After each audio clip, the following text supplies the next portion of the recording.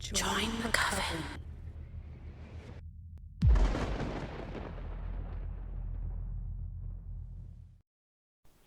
My Crow Speaks to the Sleepless.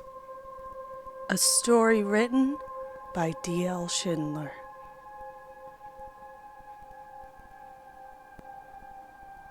I hate singers. I was told growing up that they are for the weak-minded. Like a Jedi mind trick, you know? Detective Winters was doing something on his phone in our hotel room. His voice startled me as I lay half asleep on my own bed. He was sitting on his bed, half undressed, smoking under the fire alarm. I had no idea what he was talking about. "Will you open a window? Corey has very small lungs," I requested. "Cough," Corey said in perfect English. Then my talking crow imitated the hacking and coughing of Detective Winters in the middle of the night. It went on for about as long as a mummer's dance, and then ended with the sound of a man spitting. Jesus would have sworn for a bird like that. Detective Winters applauded the performance and then used the lit cigarette in his mouth to light another, and then he put the smoldering one in his mouth and used the lit one again to finish lighting the fresh tobacco. Then he accidentally scattered the rest of the brown, stringy stuff all over the floor. He swept the remains of his new rolling kit off with the spill and shrugged, laid back, and puffed away. "Goodness!" Corey flitted down and inspected the stuff. He liked it too much, and I told him to stay out of it. A knock came upon the door. I already had a bad feeling. I'd read my horoscope, and Detective Winters too. We both had it coming our way. Nothing good could come from non-dairy starlight and niche holes on the border. Those phrases meant no sense, and yet our stars translated to those words as they danced drunkenly across the keyboard of the starry skies. "You get that," I stiffened. "Ugh, I always get it." Detective Winters smiled at me weirdly for being weird. He wasn't feeling the terror I felt. For a man who hated zingers, he sure took fear literally. "One knock, my lord. Very bad," Corey told me. I nodded.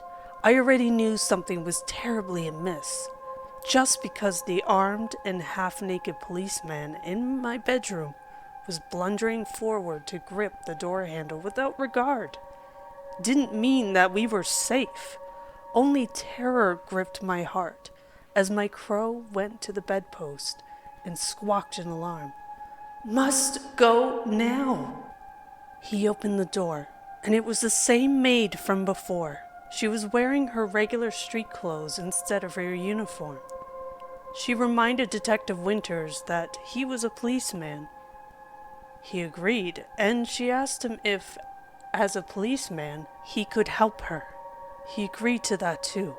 I didn't want to go, but I had no choice. Gagging and swaying stiffly like a terrified zombie, I went with them, knowing this was going to be very bad, because I had read those weird horoscopes and believed them.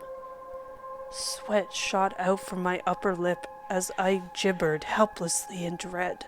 "Where are we going?" I asked in apprehensive discernment, finally getting the words out of my sweaty lips. "We are going to Sesame Street and Brooklyn Avenue. You ever gone there before?" He accepted one of the woman's menthol cigarettes and fumbled with the book of matches from the hotel that was in the ashtray of his car. Then he put the cigarette to his lips and lit it while driving. He eventually cracked the window and let out most of the smoke. "Why don't you open your window?" the woman asked. I was very afraid of the kind of trouble she was asking for. If I opened the window, I might lose Corey in an awful way. Trembling, I reached out and took the window's lever and opened the window a crack. Then I reached over and got the other one too. She smiled, like a golden devil, and cracked her window, and then got hers down about halfway. By then, only the odor of the smoke remained. "That's probably good," I gulped. We got to her apartment and went inside to meet her husband and her son. The boy was tied to his bed, and his eyes were terrifying and horrible. His face was monstrous and contorted and looked like a bad makeup special effect. Except that was his actual flesh. He struggled mightily, and for a moment it was as though he would break free and rampage like an angry animal. His teeth glowed in the shade, sharp and ready to bite. He looked at us. As his eyes met Detective Winter's, the man froze. Then some of his hair started to wither and wilt. It became brittle and gray. He staggered backward and fell. I tried to avoid the gaze of whatever that was. It only wore her son, but something else was with us, watching us from within him. As Detective Winters made the communion of eye contact, it had known him and known itself to him, thus kin to its ways. He had fallen to the shock and horror of something unfathomably horrifying beyond words. The meaning of such a thing is simply instinctive, and to not know it was a blessing, and it cannot be known to someone until they have seen it, smelled the fruit candy sweetness and the sulfur of its breath, heard the voice of an angel, but not one from heaven. "Open the window," it commanded. The voice of this creature was not made by human will, yet it was from the lips of a child, horrible and deep and grinding like 1,000 souls on wheels of torture, all crying out this one phrase in unison, and then as one voice together, in tormented and irresistible. I quaked and fell back against the wall, refusing to look at it. I crept along the wall until I got to the shades. Then I drew them and let in the light. I gasped at the surreal horror I could see then. The whole city was covered in flesh. Parts of people twitched and dripped and dangled everywhere. Skinless ones dragged their feet, leaving trails of themselves as they went. I heard a rumbling, or rather saw it, sensed it somehow. The clouds convulsed and began to drip, and it was then raining. The rain was blood. I screamed and fell back. Corey flapped around the room, and the demonic thing with us was laughing. I clawed my way to the door, frantically. Detective Winters got up suddenly, and with a wild look in his eyes. His head was struck upon the shelf, and a clacking monkey doll with chimes fell free onto my back as I crawled out the bedroom door. The vision of ultimate horror burned the landscape into my memory. Once it is seen, it cannot be unseen. As I looked around, I could still feel its presence on everything. I clawed at the floor, slick with the butcher's offal. But it was just the carpet. The fear was real, and as I held myself and cried in terror, I knew the carnage was still all around me, invisible. There were bodies hung from ropes and chopped apart and torn. And there were dead staked to the ceiling and vivisectioned. Only I knew they were there, even if I couldn't see them. I had seen them and knew they still remained. My heartbeat slowed, and I felt the clacking of the monkey on my back. I shook myself free of it and went and hid in a corner. "My son, he is feeling better. You two have cured him. How do you do this? No exorcism? Nothing?" The father was in tears and holding up his son for us. "Let's get out of here." Detective Winters helped me up. Corey rode on my outstretched left arm nervously.